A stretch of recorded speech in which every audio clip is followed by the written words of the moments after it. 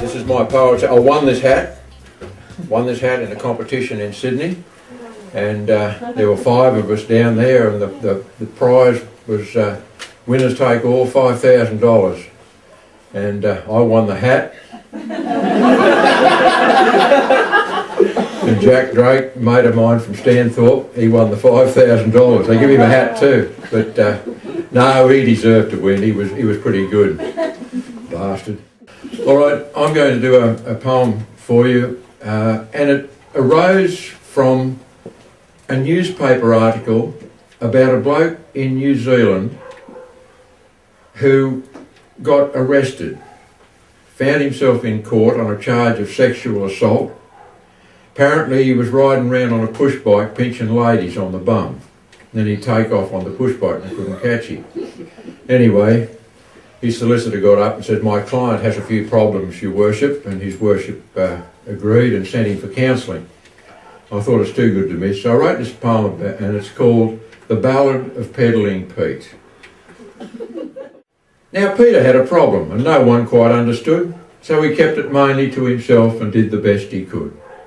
Perhaps some midlife crisis caused some mild delirium, but Peter had a problem, pinching ladies on the bum. He started out quite slowly, only pinching 1 a day.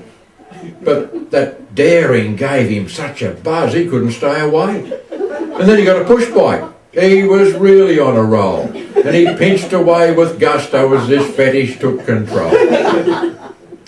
So Peddling Pete, the bottom pincher, terrorised the town, pinching bums of all description as he pedalled up and down. He left his thumb and fingerprint on bums of every shape.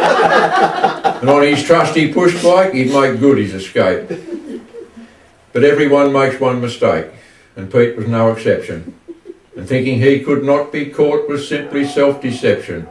So Pete just kept on pinching, and he didn't have a clue that a tall young bloke called Darryl was to be his Waterloo.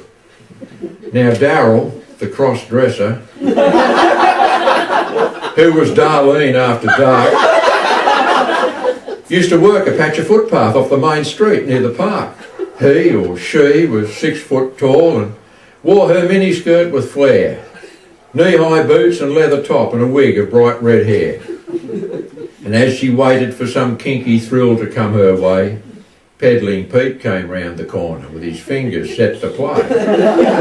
He spotted this big tall chick and he thought, now here's a lark, not knowing it was Darryl, who was Darlene after dark. He pinched her bum a beauty, but there was no scream of fright. For to Darlene it was heaven, and she screamed in sheer delight. Come back and pinch me, you impetuous pinchy you. I'll take you back to my place and you can pinch me black and blue. Now this result caused Peddling Pinching Pete considerable surprise, and when Darlene started running he could not believe his eyes. He took off up the footpath, his trusty bike did scoot, and he turned into the main street with Darlene in pursuit. But as he drew away from her and safety was in sight, she grabbed a mountain bike and took off like a meteorite. With high heels on the pedals and her red hair blowing free, a transvestite on a mountain bike's a fearsome sight to see. "Come back to me, you gorgeous thing," Darlene cried out to Pete. "Just pinch me with those fingers and you'll make my joy complete." Stirred on by lust and passion, she picked up a fearsome pace, and Pete just kept on pedalling with terror on his face. He thought that she was gaining. He sneaked a backward glance. She was only yards behind him and he straightway peed his pants. Darryl, who was Darlene, bum still smarting from the pinch, was pedalling that mountain bike and gaining inch by inch. Well, Peddling Pinching Pete was desperate by now. He had to get away from her, but he couldn't work out how. Behind him came a promise of a fate much worse than death, and he couldn't pedal faster and he was running out of breath. And then he saw salvation, a policeman on the beat. Pete leapt down off his push bike and grovelled at his feet. A quivering, blubbering mess, he left a puddle on the floor. He said, "I'm Peddling Pete the Pincher. I'm the man you're looking for. Please take me in and lock me up and throw away the key. But keep that red-haired peddling pansy far away from me. Well, the cop looked round and said to Pete, what redhead do you mean? His darling wasn't stupid. She was nowhere to be seen.